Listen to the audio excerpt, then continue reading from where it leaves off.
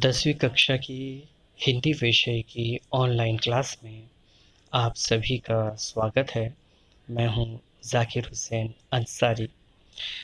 आज हम पढ़ेंगे कविता सौंधी सुगंध, जिसके कवि हैं कृपाशंकर शर्मा अचूक। कृपाशंकर शर्मा 1949 में एटा उत्तर प्रदेश में पैदा हुए। डॉक्टर कृपाशंकर शर्मा अचूक जो हिंदी साहित्य के विविध विधाओं में लिखते रहे हैं, अपने गीत, गज़ल, कविताएं, दोहें एवं समीक्षाएं लिखी हैं। इनके साथ ही साथ अपने बाल गीत तथा बाल कहानी में भी उल्लेखनीय लेखन किया है। उनकी प्रमुख कृतियां हैं फिर भी कहना शेष रह गया, नदी उफान भरे, गीत संग्रह, गीत खुशी के गाओ तुम, बाल गीत संग्रह आदि। हम देखेंगे कि कवि इस कविता में क्या कहना चाहता है। प्रस्तुत गीत में कवि ने वर्षा ऋतु का वर्णन किया है। वर्षा में प्रकृति के विविध रूपों, पेड़ पौधों, नदी तालाबों आदि में होने वाले परिवर्तनों को यहाँ सजीव एवं मनोहरी वर्णन किया गया है। अब हम पढ़ने जा रहे हैं कविता सौंधी सुगंध। सौंधी सौंधी सी सुगंध माटी से बोली, बादल बरस गया, धरती ने आंखें खोली। चारों ओर हुई हरियाली, कहे मयूरा, सदियों का जो सपना हो जाए पूरा। एक यहाँ पर नहीं अकेला होगी टोली, सौंधी सौंधी सी सुगंध माटी से बोली। कवि इन पंक्तियों में कहता है कि जब पहली बार सूखी मिट्टी पर बारिश की बूंदें गिरती हैं तो मिट्टी में से सौंधी सौंधी खुशबू आने लगती है। मिट्टी में जान पड़ जाती है, उसकी आंखें खुल जाती हैं। वो कहती है कि बादल बरस गया, सब खुश हो गए हैं और दृश्य सुंदर हो गए हैं। गर्मी के मौसम में गर्मी होती है, ज़मीन बंजर हो जाती है, बादल बरसने से हरियाली नज़र आती है, मोर भी बहुत खुश हो जाता है। अब उसका आनंद विभोर होकर नाचने को जी करता है, उसका सपना पूरा हो जाता है। वो कहता है कि अब वो अकेला नहीं बल्कि इसका पूरा ग्रोह साथ होगा। हर इंसान भी इन बातों से खुश हो जाता है। यही सब बातें सौंधी सी सुगंध मिट्टी से कह रही है। बाग बगीचे ताल तलैया सब मुस्काएं, झूम झूम कर मस्ती में तरु गीत सुनाएं। मस्त पवन ने अब खोली है अपनी झोली, सौंधी सौंधी सी सुगंध मिट्टी से बोली। अब हम इन पंक्तियों के भावार्थ यानी तशरीह मालूम करेंगे। सबसे पहले हम मुश्किल अल्फाज के मायने लिखते हैं, जैसे कि ताल जिसको तालाब कहते हैं, तलैया जिसको छोटा तालाब कहते हैं, तरु यानी कि पेड़, और पवन जिसको हवा कहते हैं। बरसात से हरा रंग प्रकृति का खुश दिखाई देता है। बागीचों में हरियाली और फूल आने के कारण मुस्कुरा रहे हैं। छोटे बड़े तालाब पानी से पूरे भर कर सब बह रहे हैं। पेड़ भी अपनी मस्ती से झूमते हैं। वर्षा के साथ पवन भी अपनी झोली खोलकर आनंदित होकर बहती है, जिससे वातावरण सुहाना हो जाता है। ये सभी बातें सौंधी सुगंध मिट्टी से कह रही है।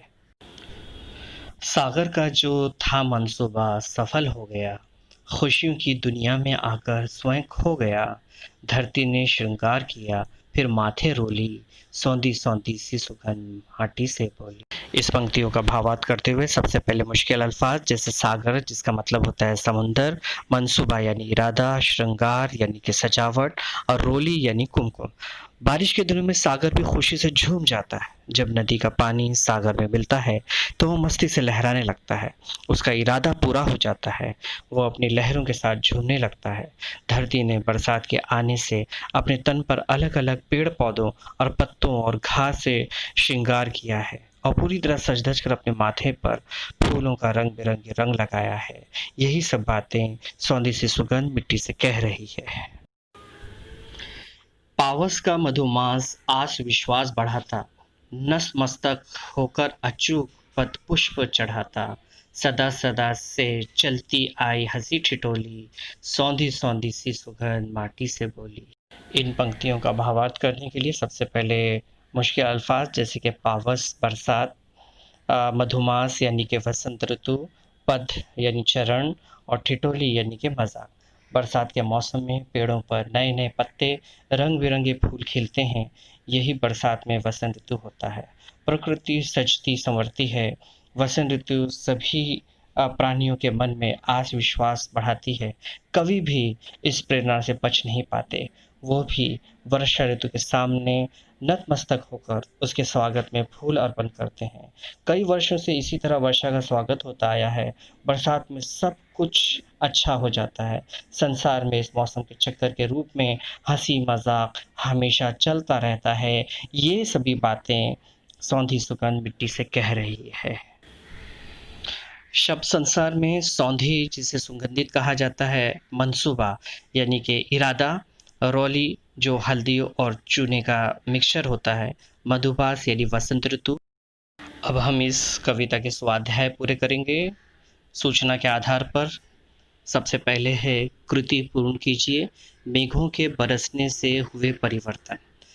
सबसे पहले इसका जवाब है कि नंबर 1, चारों ओर हरियाली हो गई है, बाग बगीचे ताल तलैया सब मुस्कुराए हैं।